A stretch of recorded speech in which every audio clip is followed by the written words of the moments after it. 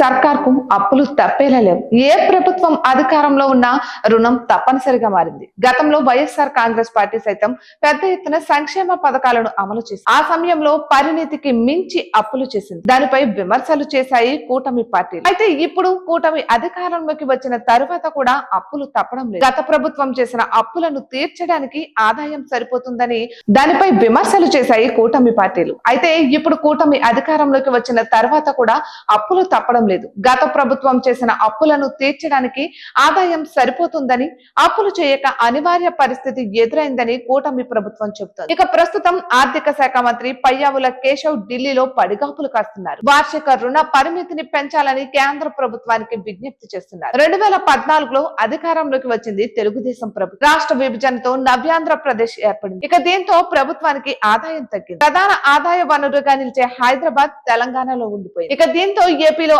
ఆదాయం అంతంత మాత్రమే ఉండగా కేంద్ర ప్రభుత్వ రుణాలపై ఆధారపడాల్సి వచ్చింది. అయితే రాష్ట్ర విభజన హామీల్లో భాగంగా అప్పట్లో కొంత మొత్తం కేటాయింపులు చేస్తూ వచ్చింది కేంద్రం. విభజనతో ఇబ్బంది పడిన ఏపీకి కొంతవరకు ఉపశమనం దక్కుతూ వచ్చింది. కానీ 2019లో వైసీపీ అధికారంలోకి వచ్చిన తర్వాత పూర్తిగా సీన్ మారిపోయింది. కొత్తగా రాష్ట్రానికి 68,000 కోట్ల రూపాయలను అప్పులకు అనుమతుల కోసం ఆర్థిక శాఖ మంత్రి పయ్యావుల కేశవ్ ఢిల్లీలో పడిగాపులు కాస్తున్నారు. ప్రస్తుత ఆర్థిక ఏడాదిగా కేంద్ర ప్రభుత్వం అనుమతించిన 71,000 కోట్ల రుణాలను రాష్ట్ర ప్రభుత్వం తీసుకుంది. ఇక ఇప్పుడు అప్పుల పరిణితికి మించి ఇంకా తీసుకురావడానికి కేంద్ర ప్రభుత్వం అనుమతి కోసం ఆర్థిక శాఖ మంత్రి నిరీక్షిస్తున్నారు. చంద్రబాబు సర్కార్ కొత్త అప్పుల కోసం ఆర్బీఐ కళ్లకు గంతలు కట్టినట్లు వైసీపీ ఆరోపిస్తోంది. మొత్తానికైతే ఎవరు అధికారంలో ఉన్నా అప్పులు అనివార్యంగా మారినట్లయింది.